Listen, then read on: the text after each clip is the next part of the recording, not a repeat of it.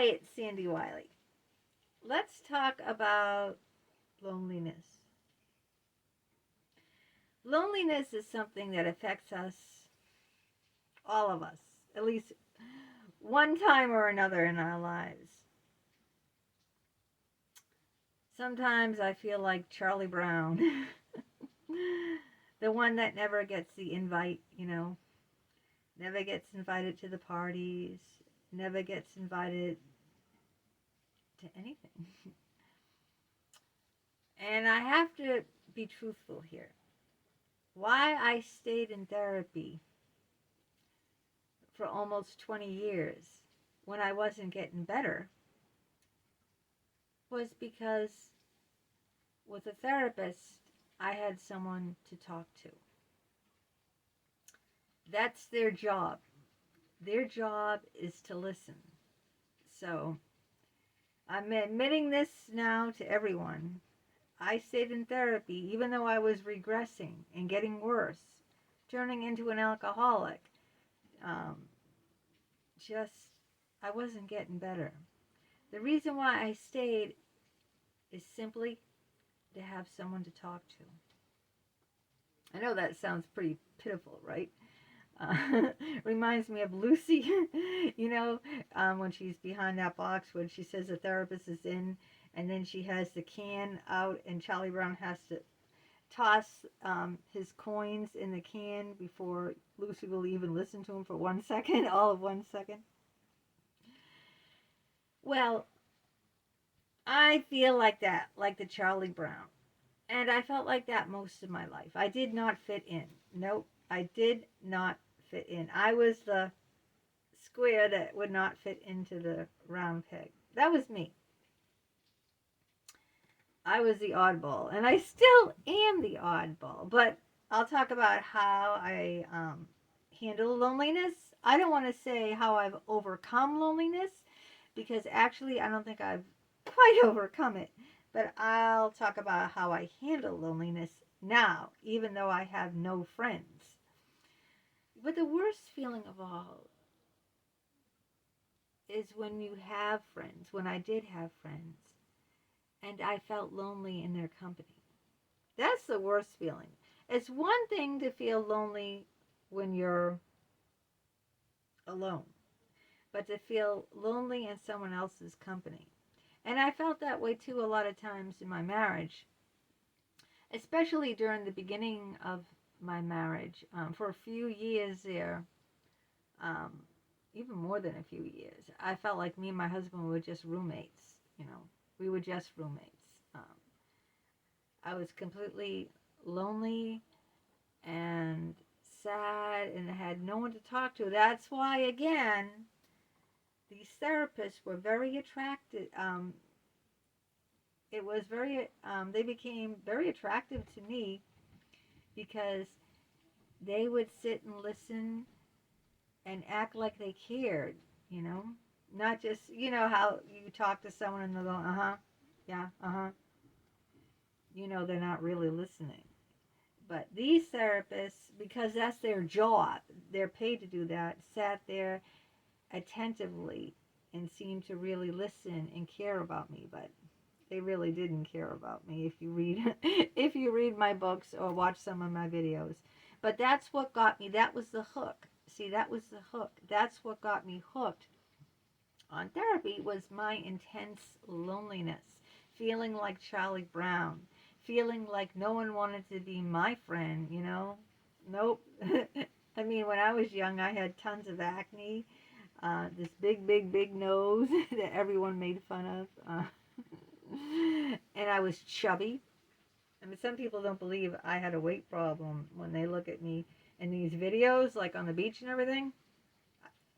When I was younger, I would never get in a bikini. Are you kidding me? I used to wear big, like, tense shirts that would hide all the bulges. No, I was chubby, chubby, chubby checkers. And at one time, I was obese, far beyond chubby. At 5'2", I weighed like 175 pounds. This is before I was pregnant now. When I was pregnant with my first son, I went all the way up to 200 pounds. Yes, 200. But sad, you know. It was sad being so lonely. I got to talking to myself. That's another thing I'm gonna admit here. I talk to myself all the time because no one else is gonna listen to me now that I have no therapist. So I have conversations with myself. I do. So how did I overcome? Well, I didn't really overcome, but I'm dealing with the loneliness much better.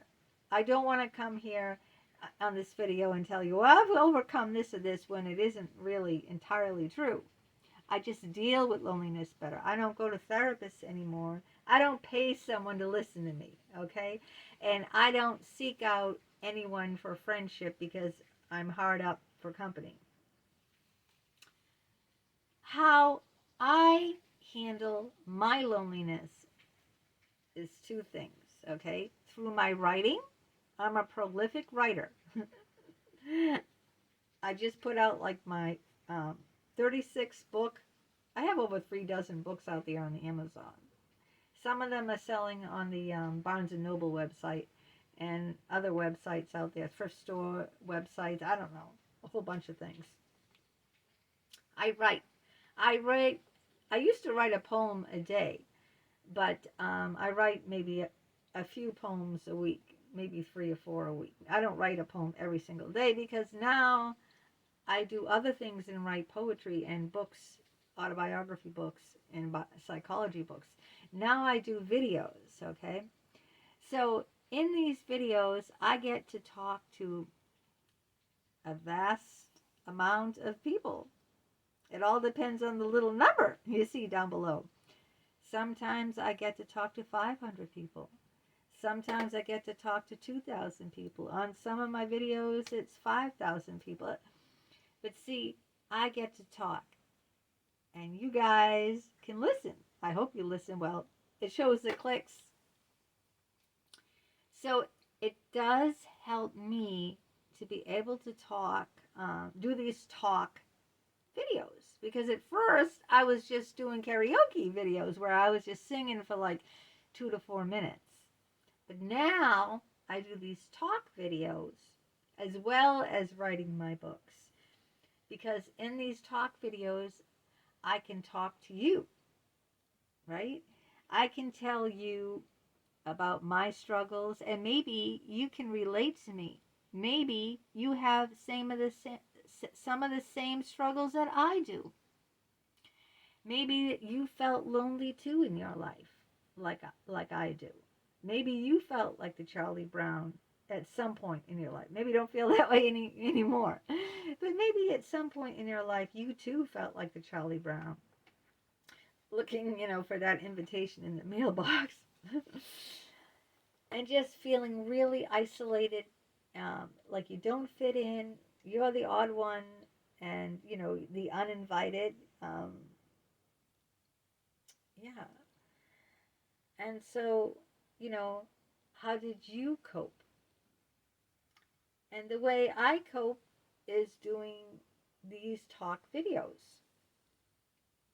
It feels really helpful to me to be able to tell you, share with you my life, share with you my feelings, share with you what I've been through. And I've been through a lot because I'm 58. I'm sure many of you out there who are my age or even younger than me have been through a lot of stuff too. And I'm the type, like, some therapists have told me, why don't you keep a diary and write it down? But keeping a diary is private, right? You see locks on diaries with keys. People don't want other people, when they have a diary, they lock it and put it in a drawer. They don't want people to read their diaries. But see, I wouldn't get anything out of that. I want to share. Okay, so if I had a diary or a journal that I write in, and no one's going to read it or watch a video, then it doesn't help me. Okay, I'm not knocking anyone who keeps a diary. If it helps you, awesome, that's great. But it doesn't help me because it's private. No one knows about it. Even though it's written down, if it's a diary and it's private, unless you're going to publish your diary at some point, like Anne Frank's diary, unless you're going to publish your diary at some point, and then make it public. But I'm not like that. I don't like to store things like it for later use. I'm the type of person that if I have something, I gotta use it up now. It's gotta be now, now, now, now. It's not like I'm not the type of person that can save for a rainy day, or I can store something away and say, okay, I'm gonna use this later. That doesn't bode well with me. I want to be able to share. And I want to share.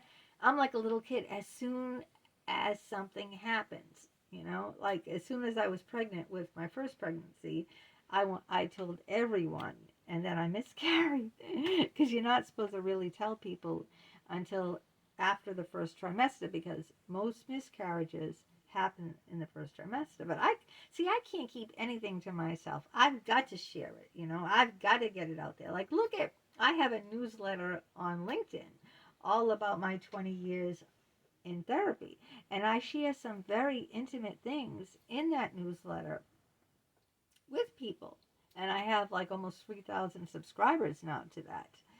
So, and I have 2,000 subscribers now on my YouTube channel. And that just makes me feel very, I'm very grateful for that, because I work very hard. I put videos out practically every day, including weekends. Like, I don't take many days off, all right? Even when I was on vacation, I was still doing videos. But this is what combats the loneliness for me. Through my writing that I share. I don't keep a diary, but if you want to keep a diary, that's great. Do you, and I'll do me. Through my YouTube videos, I get to share with a vast amount of people because, people of all ages, races, sex, and creeds and whatnot can watch it because it's on public, right? YouTube is a public platform that anyone can watch, and so I get to share it. And it makes me feel good when someone else can come back in the comments and say that, that they felt the way I felt. They've been lonely too, or they've had times in their life they've been intimidated, or whatever I've been through that they can relate to. And that's what keeps us, connected with each other, is if we can relate. If I've been through something that you've been through, then we both have a similar experience. Maybe we have different feelings around that similar experience, but we have that one thread in common, right? That I've been lonely and you've been lonely too.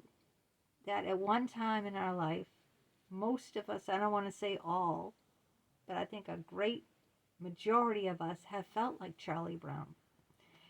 Have felt that kind of loneliness, that kind of isolation, and that feeling the odd man out, right?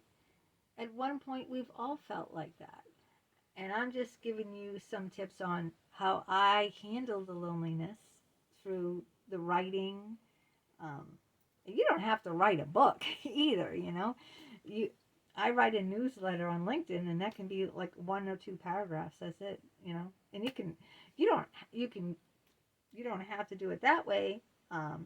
YouTube is a great platform though to share, and I get regular subscribers, so it feels like I'm friends with some of these people because, they'll tell me a little bit about their life, and they know a lot about my life from my channel. So I feel a little less lonely knowing someone else out there is watching and listening to what I'm saying and also sharing about themselves, you know.